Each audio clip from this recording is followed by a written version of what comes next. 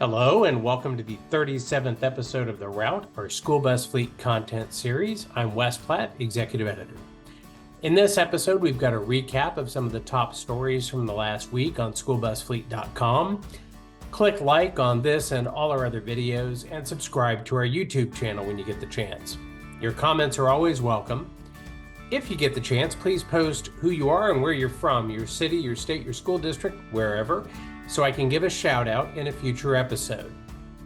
Okay, let's get rolling.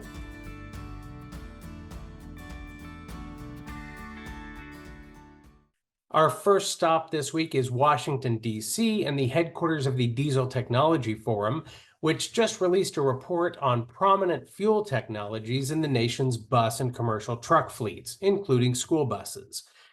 It's probably no surprise that the report found that diesel remains the leader in the trucking, school, and transit bus sectors.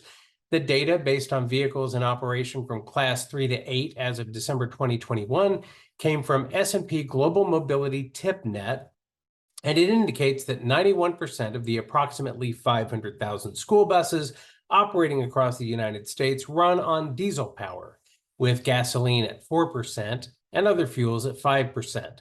According to the report, electric and compressed natural gas each register less than 1%.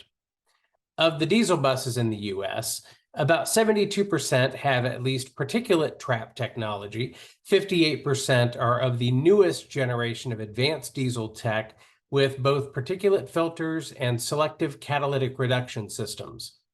Thanks to our sibling publication, Metro Magazine, for sharing this information. So what do you think? Do you expect electric to take a bigger share of the market in the coming years? Sound off in the comments. While we're in DC, let's stop by the Environmental Protection Agency, which continued its series of Clean School Bus Program webinars with an installment about avoiding fraud in the first phase of rebate funding.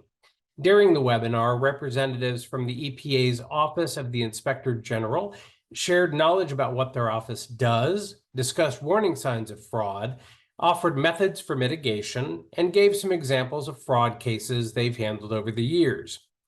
In case you haven't heard, the EPA, using $500 million in federal funding from the Bipartisan Infrastructure Law, has kicked off the Clean School Bus Program to encourage school districts to make the switch to zero-emission electric buses.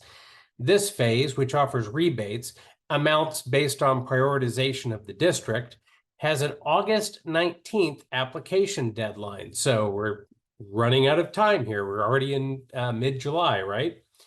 Districts can ask for funds to apply toward as many as 25 school buses. The rebates, especially in prioritized districts, should cover much of the cost of these vehicles. However, applicants are on the hook for any expenses beyond their qualified rebate amount. Now, I cover a lot of what they do and these cases that they've covered in an article on schoolbusfleet.com. I encourage you to go check it out, and I'll have a link to that in our in our video details. But if your district applies for EPA funding and gets that funding, investigators recommend the following steps to mitigate fraud, waste, and abuse. First of all, they say you should segregate your clean school bus money from your other budget accounts. And you should use funds only for their intended purpose. You should visit the sites where the work is being done, inspect the work, and check the backup documentation. Be sure to ask questions, stay informed, and report any issues.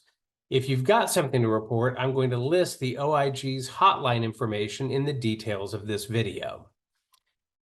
Next, we're going to go across the country to Redwood City, California, and the headquarters of student transportation provider Zum, which has been busy lately. Fresh off winning the transportation service business in the Los Angeles Unified School District and taking a half share of the Seattle Public Schools against First Student, Zum announced 3 new executive hires, including the company's first chief product officer. Who came aboard? Well, let's review. Rohit Jain, the new chief product officer. He worked for several years at Walmart Labs and at Amazon with a background in logistics and technology.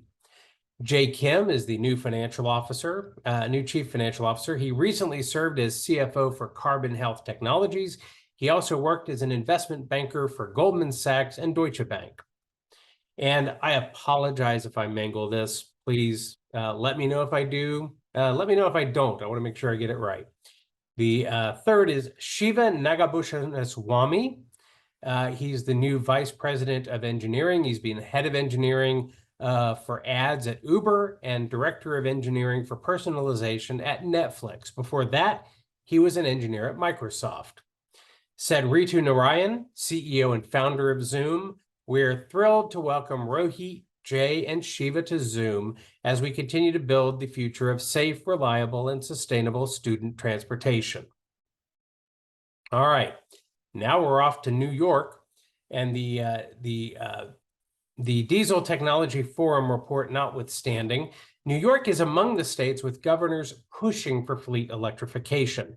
In the Empire State, Governor Kathy Hochul is pushing for all electric school buses statewide by 2035.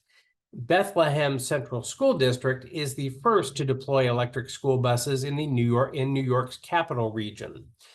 They showed off their first Thomas-built electric bus at the summer conference of the New York Association for Pupil Transportation in Saratoga Springs. They'll have 5 electric school buses when the school year starts in September. The district got approval from voters in May 2021 to buy the buses with support from the New York Truck Voucher Incentive Program. Said Jody Monroe, the school district superintendent, environmental stewardship is something the entire Bethlehem community is proud of.